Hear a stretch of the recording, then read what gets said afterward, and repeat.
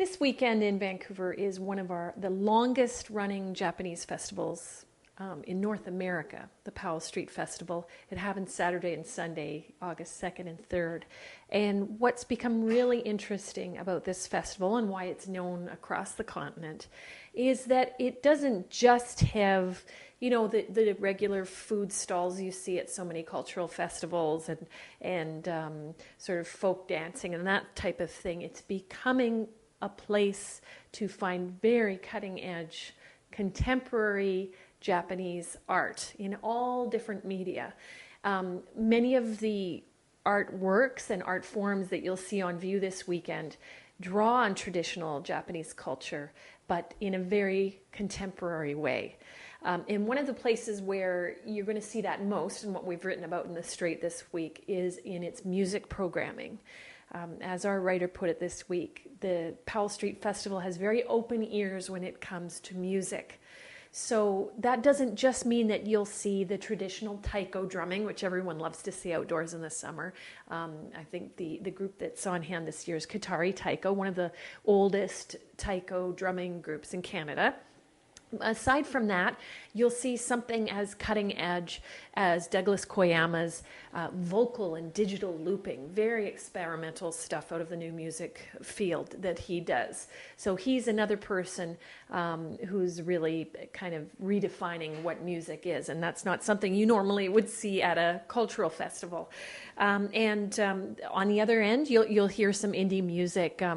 Joseph Hirabayashi, whose parents run Kokoro Dance, is a musician in his own right. He's of the band best known as SSRIs, but he now has a new band called Spring, and they will also be playing at the Powell Street Festival. So music all weekend is going to be covering a variety of different forms all weekend long. So you'll find the festival in Oppenheimer Park, which is in the traditional historical neighborhood of what's known as Japantown, and that goes back a century or more.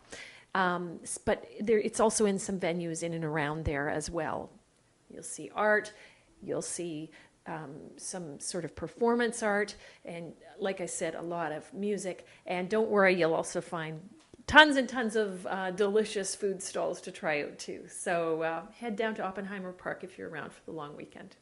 There's a new market launching in Vancouver this summer that people will definitely want to check out. It's the first regular Aboriginal art market that's been in the city ever, actually, and it'll be held weekly, every Thursday and Friday at the Woodward's Atrium. That's at the SFU Woodward's building downtown.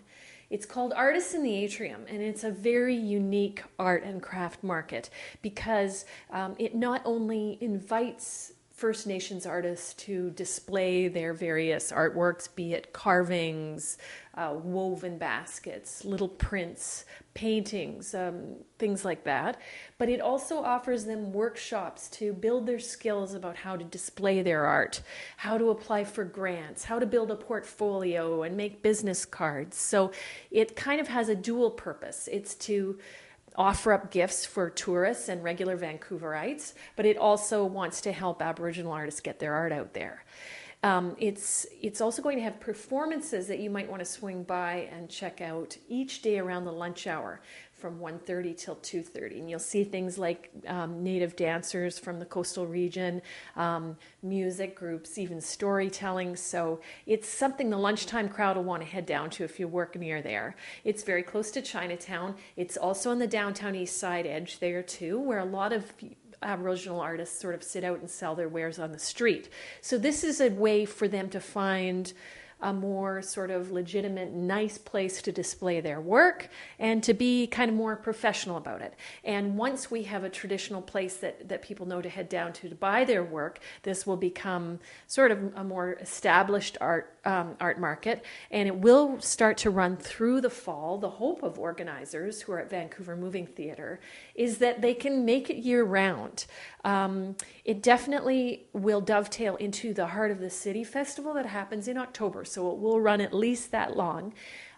Starting in September, it will be on weekends only, Saturdays and Sundays. But for right now, head down to the atrium on Thursdays and Fridays, and you'll find a real array of gifts by senior artists and emerging artists in the Aboriginal community.